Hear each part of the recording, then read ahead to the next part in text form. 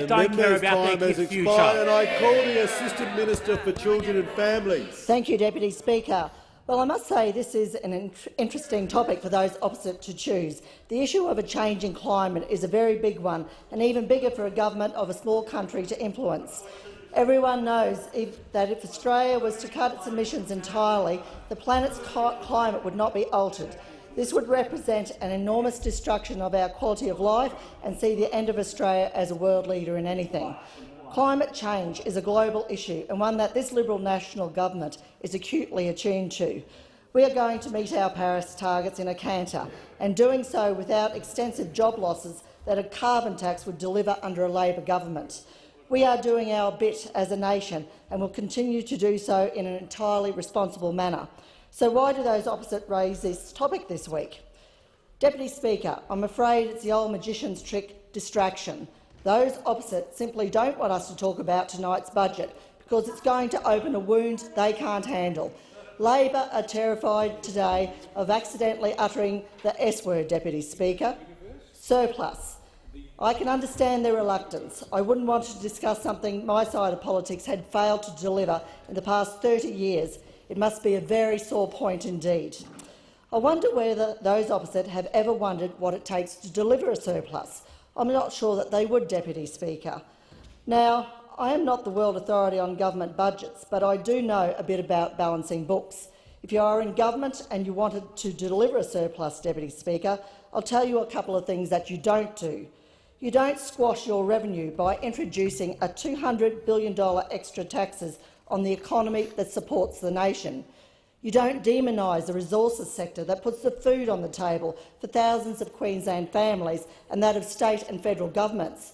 You don't skimp on delivering real job-creating infrastructure. You don't run off on vanity quests designed to satisfy the do-gooders in the almond latte belt at the expense of the livelihoods of the lifters of our nation who bend their back and produce something. And you don't write bogus cheques with borrowed money for programs with uncertain outcomes. Deputy Speaker, you may have heard that list and thought to yourself, hey, these are all things that Labor do, and you'd be correct. You'd also be correct to remember it was way back in 1989 when Labor last produced a budget surplus.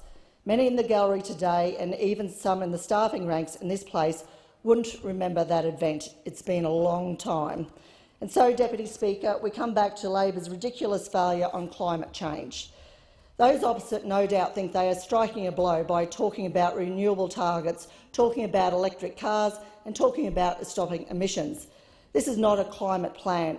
It is a climate tax, pure and simple.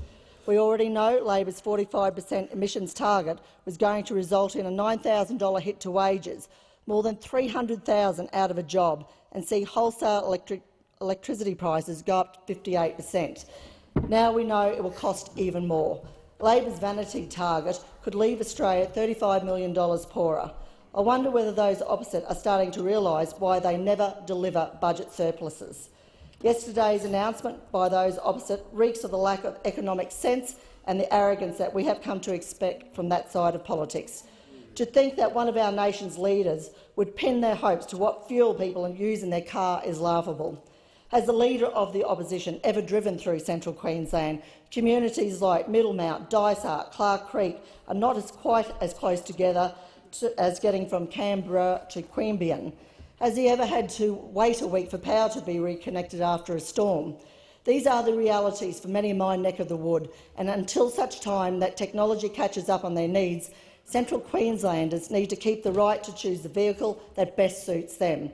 I'm certainly not anti-EV. It's quite exciting technology. I just can't see that those opposite have thought of all Australians when developing their policy. And the saddest thing of all, our hard-working coal miners have lost their jobs after our farmers and graziers have had their production cut back to primitive levels, after households have been forced to disconnect from the power grid. It would all be for nothing. All of these measures put together won't make a jot of difference to the temperature of the planet. This is why Labor's plan is such a ridiculous one. It is tied up on spending money and signalling virtue instead of actually delivering outcomes. Those opposite would rather ignore the truth that keep our economy strong so we can better ride out whatever blips come along across our radar as a nation. This Liberal National Government is certainly not about to follow every whim of those opposite, and I'm proud to be part of a team that can get on with the job of creating jobs and looking after our environment at the same time.